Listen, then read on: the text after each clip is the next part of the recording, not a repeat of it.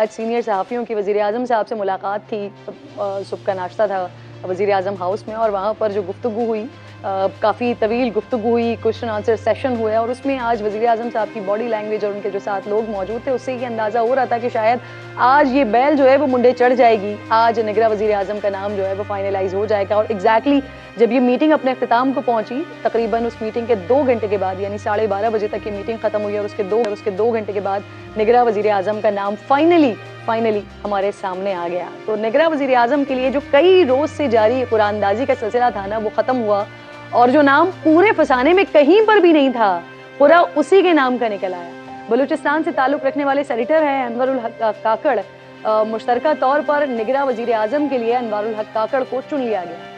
لیکن کمال اب یہاں پر بات یہ ہے، دلچسپ بات یہ ہے کہ انہیں لانے والے ہی پریشان ہیں۔ ANP کے ایم ولی خان کہتے ہیں، ایمل ولی خان صاحب کہتے ہیں کہ سلیکشن پر وزیر اعظم اور اپوزیشن لیڈر کچھ نہیں کر سکتے تھے۔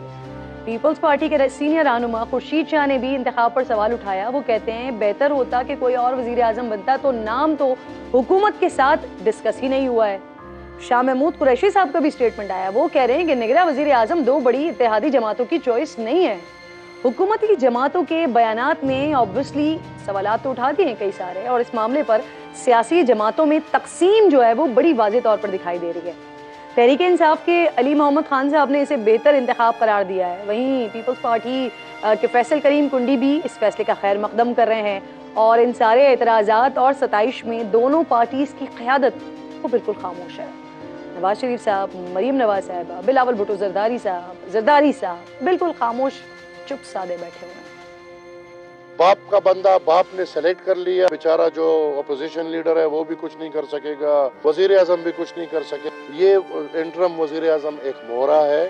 تو ناظرین، بلوچستان سے تعلق رکھنے والے سینیٹر انور الحق کاکڑ نے 2008 میں قاف لیگ کے ٹکٹ پر کوئٹہ سے قومی اسمبلی کا الیکشن لڑا، جس میں کامیاب نہیں ہو سکے، جس کے بعد وہ 2013 میں بلوچستان حکومت کے ترجمان رہے۔ پھر 2018 الیکشن سے پہلے بلوچستان عوامی پارٹی یعنی باپ کی تشکیل میں بڑا اہم رول تھا ان کا، جس کے بعد سینیٹر انور الحق کاکڑ 2018 میں سینیٹر منتخب ہوئے۔ کہا جاتا ہے کہ انور الحق کاکڑ کے تمام سیاسی جماعتوں سے بڑے اچھے ٹرمز رہے ہیں۔ جب عمران خان وزیر اعظم تھے تو انور الحق کاکڑ کے ان کے ساتھ بھی اچھے مراسم تھے، لیکن 9 مئی واقعے کے بعد ان کی خان صاحب سے متعلق جو رائے تھی پھر وہ بھی سامنے آئی۔ سنیے۔ پاکستان کے عوام کے ایک سیکشن نے میڈیا کے ایک سیکشن نے عوام، پاکستان کی جوڈیشری کے ایک سیکشن نے عمران کو بنایا، پاکستان کی اسٹیبلشمنٹ کے ایک سیکشن نے کنٹریبیوٹ، اس میں کوئی شک نہیں ہے، اس میں کوئی آر نہیں ہے اس کو تسلیم کرنے میں، لیکن میں ان میں سے ایک کو بھی کنڈیم نہیں کر رہا ہوں، میں عمران کو ہی کنڈیم کر رہا ہوں۔ کس نے ان کو کیوں سپورٹ کیا؟ اس لیے نہیں کیا تھا کہ وہ پاکستان کے استعارے جو ریاست کے ہیں ان پہ چڑھ دوڑ۔ اس تمام معاملے میں دلچسپ بات ناظرین یہ ہے کہ نگراں وزیر اعظم بننے سے پہلے ان کی آخری بڑی ملاقات با پارٹی کے رہنما جام کمال کے ساتھ کے سینئر نائب صدر مریم نواز کے ساتھ ہوئی تھی، اور امکان ظاہر کیا جا رہا تھا کہ وہ مسلم لیگ نون کا حصہ بننے جا رہے ہیں۔ پاکستان تحریک انصاف کے رہنما ہیں علی محمد خان صاحب مجھے جوائن کر چکے ہیں، تقریباً 89 ڈیز کی اسیری کاٹ کر آئے ہیں، جیل کاٹ کر آئے ہیں، اس کے بعد مختلف پروگرامز کا حصہ ہیں۔ بہت بہت شکریہ۔ السلام علیکم علی محمد خان صاحب، خیریت سے ہیں آپ؟ السلام علیکم، بہت شکریہ جی، اللہ کا کرم۔ علی محمد خان صاحب یہ فرمائیے گا سر کہ جو مبارکباد دیا نگراں وزیر اعظم کو یہ عہدہ ملنے پر، لیکن آپ ہی کی پارٹی کے وائس چیئرمین ہیں شاہ محمود قریشی صاحب، ان کو یہ نون لیگ کا اور پیپلز پارٹی کا انتخاب لگتا نہیں ہے، تو آپ اس بات سے اتفاق کرتے ہیں؟ بہت شکریہ۔ بسم اللہ الرحمن الرحیم، اللہم صلی وسلم وبارک علی سیدنا محمد وعلی آل محمد۔ سب سے پہلے تو میں ایک بات کرتے ہوئے آگے چلوں گا۔ ابھی جہاز سے آج 12 اگست ہے اور 2 دن بعد یعنی کہ پرسوں انشاءاللہ 14 اگست ہے۔ تمام قوم سے استدعا ہے کہ اس کو ہم ایک تاریخی 14 اگست کے طور پہ منائیں۔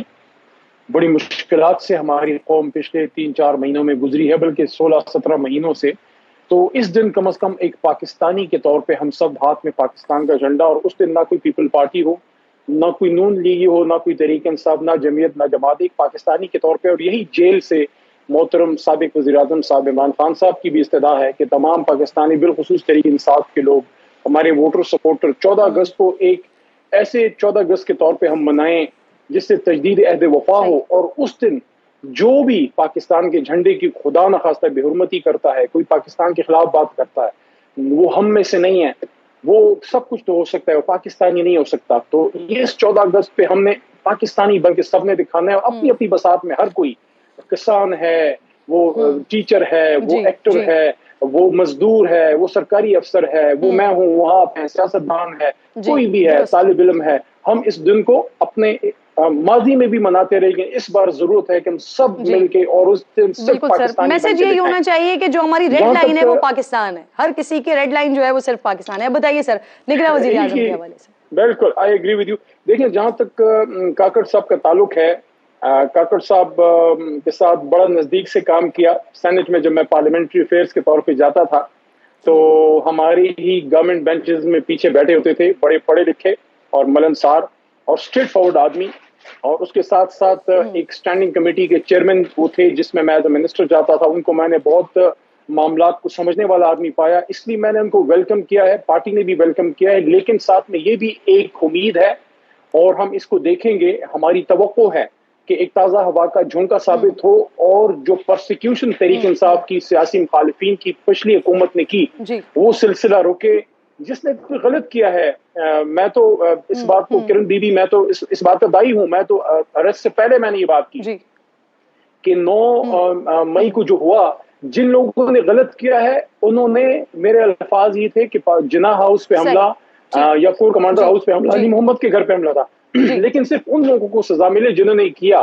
तो इस हवाले से एक तो एक जिम्मेदारी बनती है काकड़ साहब पे कि जिन लोगों की प्रोसिक्यूशन हो रही है जिनका 9 मई से कोई ताल्लुक नहीं है, एक तो वो अली साहब, आपको आपके वाइस चेयरमैन को ऐसा क्यों लगता है? मुझे कहने दीजिए, अपनी बात पूरी कर लेने दीजिए। और दूसरा, हमारे चेयरमैन है इस मुल्क के साबिक वजीर आजम हैं, बजाय इसके कि उन पे जो कातिलाना हमला हुआ हम उन खुरों का सुराग लगाएं, उनको जो गलत केसों में अंदर किया गया है। हमें किसी से फेवर नहीं चाहिए, लेकिन जुल्म ना हो, ज्यादती ना हो। जिस तरह आज वो जेल में है ना, उनकी जिंदगी का कोई सर, मैं आपकी इस बात को आगे बढ़ाती हूँ। काकड़ साहब से आप उम्मीदें रख रहे हैं, उनके ही स्टेटमेंट से मैं आपसे बात करूंगी, लेकिन उससे पहले आप मुझे बताइए, शाह साहब को ऐसा क्यों नहीं लग रहा है कि ये पाकिस्तान मुस्लिम लीग नून और पाकिस्तान पीपल्स पार्टी की चॉइस नहीं है?